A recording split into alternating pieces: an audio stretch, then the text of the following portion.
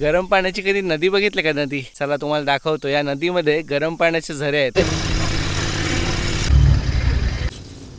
वातावरण एक नंबर आहे, बघू शकता सगळीकडे धुकं आहे. आपण आता येऊन पोहोचलोय राजवाडी फाटा. हा बघा इथे स्टॉप आहे आणि हा आहे मुंबई गोवा महामार्ग. या बाजूने गोवा, या बाजूला मुंबई आणि इथे फाटा आहे बघा आतमध्ये. तर आपल्याला आता तिकडे जायचं आहे. आपण आलोय आज राजवाडीला.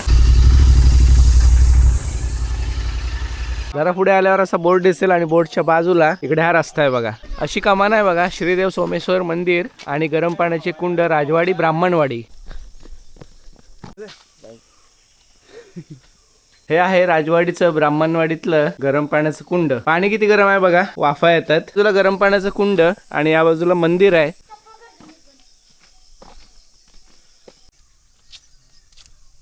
तिकडे सूर्यनारायण वरती आलेत आणि काय सुंदर मित्रांनो परिसर आहे बघा. वेगवेगळ्या प्रकारची झाडं वगैरे आहेत आणि एवढं हिरवगार आहे ना तरनाक. पाण्याचा आवाज तुम्हाला ऐकायला येतोय का? काय सुंदर दिसतंय एकदम. याही पाण्यामध्ये गरम पाण्याच्या वाफा येतात बघा, कारण इथे गरम पाण्याचे झरे आहेत.